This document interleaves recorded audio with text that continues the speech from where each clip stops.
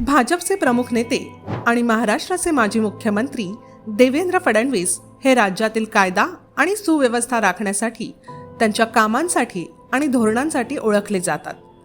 फडणवीस यांनी आपल्या कार्यकाळात राज्यातील सुरक्षा स्थिती सुधारण्यासाठी अनेक महत्त्वाची पावलं उचलली.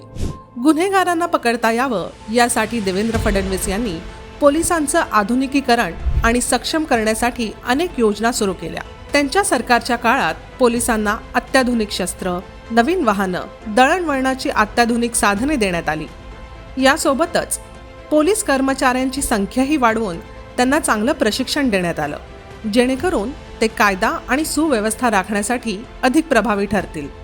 देवेंद्र फडणवीस यांच्या प्रयत्नांमुळे देशातील सर्वात आधुनिक कमांड अँड कंट्रोल सेंटरची स्थापना झाली, ज्यामध्ये 3600 CCTV कॅमेरे आणि 2200 इतर कॅमेरे जोडून पोलीस प्रशासनाला सशक्त बनवण्याचे काम देवेंद्र फडणवीसांनी केलं. एवढंच नाही तर राज्यातील गुन्हे कमी करण्यासाठी crime GPT, Simba, face recognition technology, data capturing आणि AI पॉवर्ड एनालिटिक्स यांसारख्या तंत्रज्ञानाचा मोठ्या प्रमाणात वापर करून गुन्हेगारीला आळा बसेल.